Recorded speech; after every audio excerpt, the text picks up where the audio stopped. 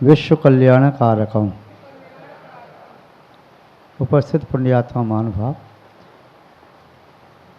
विश्व में जिन शासन एक ऐसा शासन है जो प्रत्येक भव जीव का कल्याण करने में समर्थ है। हम और आप सब अंतःकरण से भावना भाते हैं यह जिन शासन सुचिर काल तक जयवंत और जीवंत रहे। वाचना प्रारंभ करते हैं। यहाँ पर रत्नमाला ग्रंथ की वाचना चल रही है। आचार्य शिवकोटि मुनिराज ने श्रावकों के लिए एक आचार संहिता लिखी है। उस आचार संहिता को यहाँ देख रहे हैं। प्रारंभ में आचार्य महोदय ने मंगलाचरण पूर्वक अपने प्रति उपकार करने वाले सिद्धसेन मुनिराज, समत्व स्वामी आदि की नमस्कार किया। पुनः संयुक्त आदि के संबंध में कहा और ये बताया देवशास्त्र गुरु ही इस पंचम काल में पुण्य के निमित्त हैं, वही संयुक्त के कारण हैं। वे देवशास्त्र गुरु ही रत्न की तरह से हैं, वही मोक्ष मार्ग को निर्माण करने वाले हैं। उन्हें नमस्कार करके अपने संयुक्त का स्वरूप बताया। देवशास्त्र गुरु का स्वरूप बताने के साथ साथ संयुक्त का स्वरूप, सम्यक ज्ञान, सम्यक चारित्र। यहाँ पर अभी संयुक्त की महिमा बता रही है कि संयुक्त की महिमा क्या है। बताया कि संसार में जितने भी संसारी प्राणियों के लिए कल्याण प्रदायी पदार्थ हैं, उन सभी पदार्थों में सम्यक्त से बढ़कर के कोई दूसरा पदार्थ नहीं है। सम्यक्त ही प्रत्येक काल में प्रत्येक क्षेत्र में जीव का कल्याण करने वाला है और मिथ्यात्व प्रत्येक क्षेत्र में प्रत्येक काल में जीव का अकल्याण करने वाला है। मिथ्यात्व के साथ अविनाभावी रूप से रहती हैं कषाएँ और सम्यक्त के साथ अविनाभावी रूप से रहता है सम्यक ज्ञान। पुनः सम्यक चाहत को प्राप्त करता हुआ व्यक्ति वह जीव मोक्ष मार्गी बन पाता है। यहाँ पर सम्यक्त की महिमा बताई थी कि जो सम्यक्त से सहित है, चाहे अव्रति ही क्यों न है, फिर भी वह अव्रति सम्यक दृष्टि भी वह देवों के द्वारा पूज्य हो सकता है और वह सम्यक दृष्टि भी देवगति का पात्र बनता है। अवदृष्टि सम्यक दृष्टि भी वह निर्जा को प्राप्त करता है। उसके जीवन में मिथ्या दृष्टि की अपेक्षा से बहुत निर्जा होती है। यह श्लोक देखा था। आगे अब श्लोक नंबर 11 है ना, निकाल लीजिए। श्लोक नंबर 11। अबद्धायुष्क पक्षेतु अबद्धायुष्क पक्षेतु अबद्धायुष्क पक्षेतु नोत्पत्ति ही सप्तभूमिषु नोत्पत्ति ही सप्तभूमिषु मिथ्योपपाद तृतये मिथ्योपपाद तृतये मिथ्योपपाद तृतये सर्व स्त्रीषु चान्यथा सर्व स्त्रीषु चान्यथा। पढ़िए। अर्थ देखते हैं। अबद्धा इश्क पक्षेतु, सम्यक दर्शन, जो सम्यक दर्शन की महिमा बताती हुई बताए कि जो सम्यक दृष्टि जीव है और सम्यक्त प्राप्त करने के पूर्व अर्थात मिथ्यात्व की अवस्था में किसी भी आयु का बंधन नहीं किया है। दो पक्ष हैं संसार में, दो प्रकार के जीव जी रहे हैं। एक वे जो वर्तमान की आयु को भोगते हुए अगले भव की आयु को बांध चुके हैं और एक वे जिन्होंने अगले भव की आयु को अभी नहीं बांधा है। जिन्होंने अगले भव की आयु को नहीं बांधा है वे जीव यदि सम्यक्त को प्राप्त कर लेते हैं तो उन जीवों की उत्पत्ति कहाँ कहाँ पर नहीं होती बता रहे हैं। नोत्पत्ति, उत्पत्ति नहीं होती। सप्तभूमिषु, सातों नरकों में उत्पत्ति नहीं होती। मिथ्योपपाद तृतये, और उपपाद शैया से जन्म लेने वाले जो देव चार प्रकार के होते हैं उनमें तीन प्रकार के देवों में सम्यक दृष्टि का जन्म नहीं होता। भवनवासी, बाणवंत और ज्योतिषी, इनमें जन्म लेने वाले सभी और देवी देवांगनाएं नियम से मिथ्यात्व के साथ ही जन्म लेते हैं, सम्यक्त के साथ नहीं। तथा सर्व स्त्रीषु, प्रत्येक स्त्री का जन्म मिथ्यात्व के साथ ही होता है, बाद में समृद्धि को प्राप्त करने में वह समर्थ हो सकती है। तो यहाँ बताया कि जिसने आयु का बंद कर लिया उसकी तो कह नहीं सकते। आयु का बंद कर लिया तो आयु कर्म छूटता नहीं है। यदि नरक आयु का बंद कर लिया तो प्रथम नरक तक समृद्धि को लेकर के जा सकता है या समृद्धि को छोड़ करके कहीं भी जा सकता है। यदि मनुष्य आयु का बंद कर लिया तो समृद्धि के साथ भोग भूमि में जा सकता है और वह मनुष्य मिथ्यात्व के साथ तो जाए भोग भूमि में कोई बात नहीं है, समृद्धि के साथ वह कर्म भूमि में नहीं जाता, मनुष्य से मनुष्य नहीं होता। यदि तिरंच आयु का बंद कर लिया है तब भी वह समृद्धि के साथ भोग भूमि का तंच होता है, कर्म भूमि में नहीं जाता।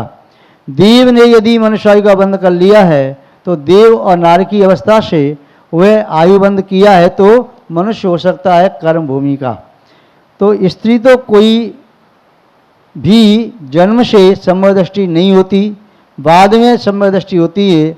चाहे स्त्री वह सौदबिंद की सची ही क्यों न हो, चाहे स्त्री तीर्थंकर की माँ ही क्यों न हो, चाहे स्त्री वह भगवान के समक्ष में रहने वाली यक्षिणी ही क्यों न हो, चाहे वह स्त्री और भी कोई महान क्यों न हो, चक्रवर्ती की पटरानी ही क्यों न हो, कोई भी स्त्री हो, वह जन्म के समय तो नियम से मिथ्या दृष्टि होती है। कोई भी देवी है जन्म से मिथ्या दृष्टि होती है, बाद में समृद्धि को प्राप्त करती है।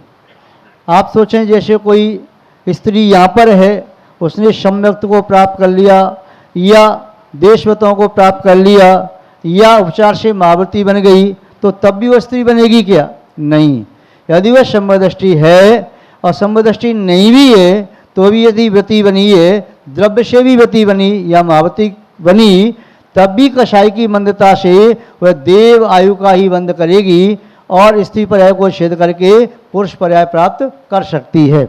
तो स्त्री पर्याय एक नित्य पर्याय मानी जाती है। इसलिए कहा कि जिसने आयु कर्म का बंद कर लिया है, देव आयु का बंद किया है तो नियम से वैमानिक देवों में हो जाएगा। स्त्री ने यदि सम्यक्त आदि प्राप्त कर लिया तो स्त्री पर्याय का छेद करके वह पुरुष पर्याय को प्राप्त कर लेगी। यदि मनुष्य आयु का बंद किया है तो भोग भूमि में वह संबदर्शन के साथ मनुष्य होगी। त्रिंश आयु का बंद कर लिया है, संबत बाद में प्राप्त किया तो भोग भूमि में नर त्रिंश होगी, मादा नहीं होगी। और देव आयु का बंद किया है तो देव आयु में वहाँ पर देव ही होगी, देवी नहीं होगी।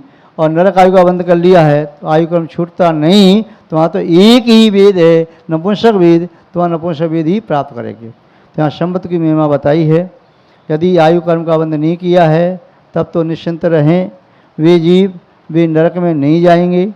संबत प्राप्त कर लिया तो व्यवहार संबत का पालन भी कर रही हैं तो त्रंश गति में नहीं जाएंगे, वे भोग भूमि में नहीं जाएंगे, वे कर्म भूमि के मनुष्य भी नहीं होंगे और उनकी देव दुर्गति भी नहीं होगी, भवनत्रय में नहीं जाएंगे, नियम से वैमानिक देव ही होंगे।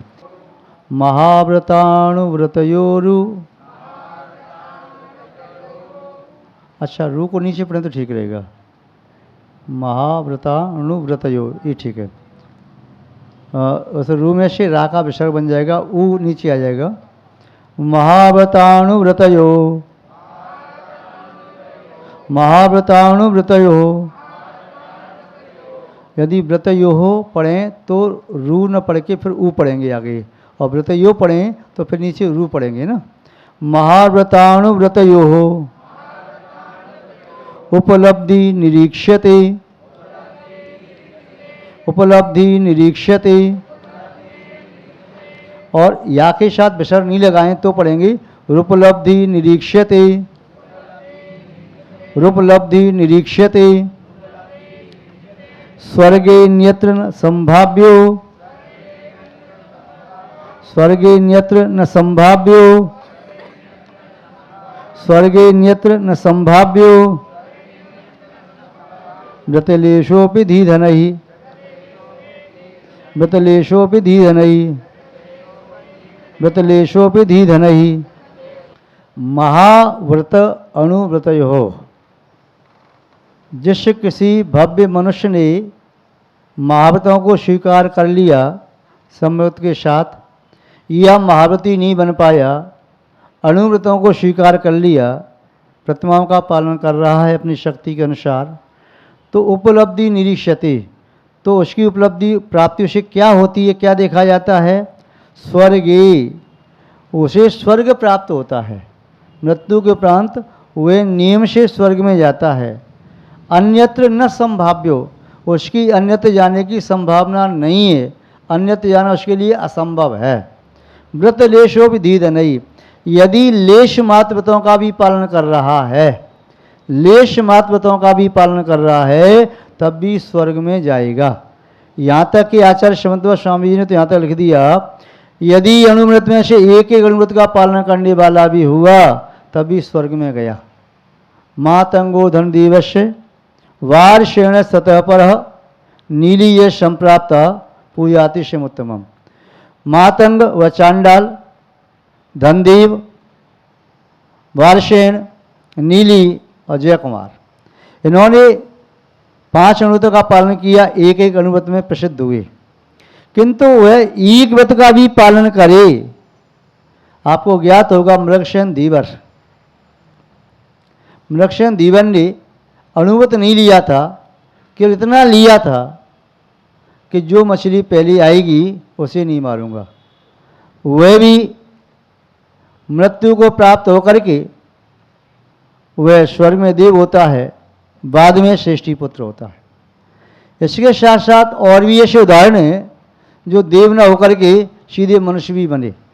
तुंगभद्रा मौन व्रत का पालन करते हुए वह देवगति में नहीं गई, वह सीधी हरिवाहन का पुत्र, हरिवाहन राजा का पुत्र हुआ सुकौशल, और बाल वंशाली ये सुकौशल दीक्षा ले ली और मोक्ष को प्राप्त किया।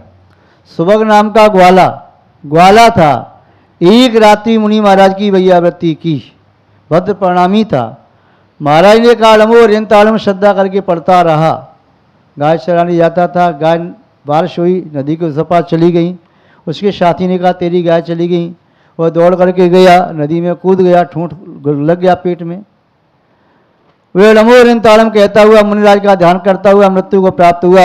अपने सेठ के प्रति कृतज्ञता का भाव रखता है। सेठ क्या सोचेंगे, सेठ के कोई पुत्र नहीं है, यदि मैंने कोई पुण्य किया है तो सेठ को पुत्र के रूप में मैं प्राप्त हो जाऊं। सेठ के यहाँ पुत्र हुआ, हरिदा सेठ के यहाँ जन्मती की यहाँ नाम रखा सुदर्शन। और उस भव में उसने ग्वाले के भविता पुण्य कर लिया था मुनिराज की एक रात वैयावृत्ति करने से ही, कि सुदर्शन उसी भव से मोक्ष प्राप्त कर लिया।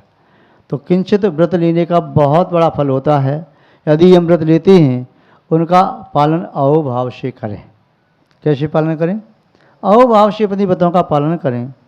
संसार में ऐसे बहुत से जीव हैं जो व्रत नहीं ले पा रहे, व्रत लेने की भावना भाते हैं, उनका कोई चार्तमोनी कर्म का उदय है। कोई जीव ऐसे भी हैं जिन्होंने व्रत ले लिया किंतु व्रतों का शक्ति न होने पर निर्दोष पालन नहीं कर पा रहे। ठीक है, अव्रतीय अवस्था से ठीक ही है। कोई ऐसे भी हैं व्रतों को भी लिया और निर्दोष पालन कर रहे हैं। किसी के पास निर्दोष पालन करने की शक्ति है, किसी के पास नहीं है। जिसकी जैसी सामर्थ्य है वह वैसा करता है। सबकी सामर्थ्य एक जैसी नहीं होती। अध्यापक कक्षा में सभी विद्यार्थियों को पढ़ाते हैं, सभी विद्यार्थी के नंबर एक जैसे नहीं आते। कोई फेल भी होते हैं और कोई पास भी होते हैं। कोई 33 नंबर से पास होते तो कोई 99 और 100 से भी पास होते हैं। सबका शैवसम अलग अलग है। चार्तमोनी कर्म का भी शैवसम सबका अलग अलग है। कोई अपनी व्रतों का खूब अच्छा पालन कर रहा है, अच्छी बात है, अच्छा पालन कर रहा है तो उसका फल उससे मिलेगा। और कोई नहीं पालन कर रहा है तो दूसरा अच्छे से पालन नहीं कर रहा, तो उसके पालन अच्छे से न करने से हम अपनी संकलितता क्यों बनाएं। माना कि यदि मैं अपनी व्रतों का अच्छे से पालन कर रहा हूँ और कोई पालन अच्छे से नहीं कर रहा, तो मैं उसका थोड़ी कल्याण कर दूंगा, उसका पुण्य पाप उसके साथ है। कोई भी गुरु दीक्षा देते हैं तो केवल वह संस्कार देते हैं, गुणों का आरोपण करते हैं, गुणस्थान नहीं देते। गुणस्थान तो व्यक्ति अपने भाव से बनाता है। वैद्य औषधि दे सकता है, सेवन तो रोगी को करना पड़ेगा। मार्गदर्शक मार्ग दिखा सकता है, चलना तो उसे स्वयं ही पड़ेगा। भोजन देने वाला होटल पर गए, होटल पे जाकर के आपको भोजन की थाली मिल गई, अच्छा भोजन आ गया, करना तो स्वयं पड़ेगा। सामने वाला व्यक्ति उसी होटल में दाल रोटी खा रहा है और माना कि पेमेंट एक ही दिया है, 100 रुपये की थाली देता है, उसने भी 100 रुपया दिए, तुमने भी 100 रुपया दिए। आप खा रहे हो खीर पूड़ी 100 रुपये में, वह सूखी रोटी नमक से खा रहा, दलिया खिचड़ी खा रहा। आप कह रहे क्या मूर्ख है, 100 रुपये में इतना खा रहा है। तुम उसको मूर्ख क्यों सिद्ध कर रहे हो? उसके स्वास्थ्य के लिए वही लाभदायक है। जो वो खा रहा है खाने दो, और नहीं खा रहा है तो नहीं खाने दो। अपन अब क्या करें, जितना अपन को स्वयं को करना है उतना करने का प्रयास करें। देखो, हम अपना लोटा तो छान सकते हैं, पूरे समुद्र को तो नहीं छान सकते, नदी को तो नहीं छान सकते, कुएं को तो नहीं छान सकते, तालाब को तो नहीं छान सकते। तो हम अपना स्वयं का देख सकते हैं, और स्वयं का देखना ही कल्याण का मार्ग है, पर को देखना कल्याण का मार्ग नहीं है। कई बार समझदार व्यक्तियों की भी संकलितता दूसरों से बन जाती है, और यही उनकी एक नासमझी है। अरे दूसरे जो कर रहे हैं सो कर रहे हैं भाई, अब क्या कर सकते। हम देखते हैं संसार में कितना बदलाव हो रहा है, दिन प्रतिदिन बदलाव होता चला जा रहा है। पहले ज़माना था वो ज़माना आज नहीं रहा। 50 साल पहले जो था, 80 साल पहले जो था, वो आज कहाँ से मिलेगा।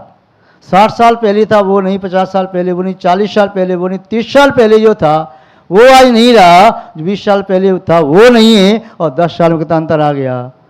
अभी तो ये परिवर्तन का दौर शुरू हुआ है, अभी तो और कितने परिवर्तन होंगे कौन जानता है, कौन देखता है। इसलिए मेरा तो इतना ही संकेत है, प्रेम भरे शब्दों के साथ हम अपनी संकलितता क्यों बनाएं।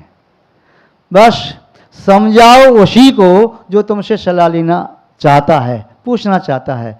बिना पूछे सलाह मत दो। हमारे शंकर महाराज जी पूछ रहे थे, महाराज जी हम समझाए नहीं, हमारे छोटे भाई हैं, साधु हैं, गलती कर रही हैं। तो यदि वे पूछते हैं तो समझाओ, नहीं पूछो तो मत समझाओ। नहीं तो वे कह देंगे अपने आप को देखो, हमें मत देखो, तो आपकी अभिनय हो जाएगी।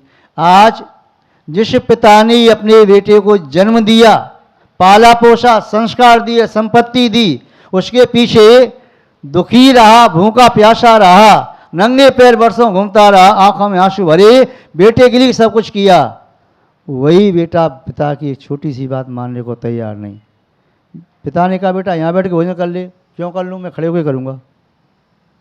बापे मैं कहूँगा बेटा जूता उतार के भोजन कर ले, क्यों करूँगा, जूता पहन के करूँगा।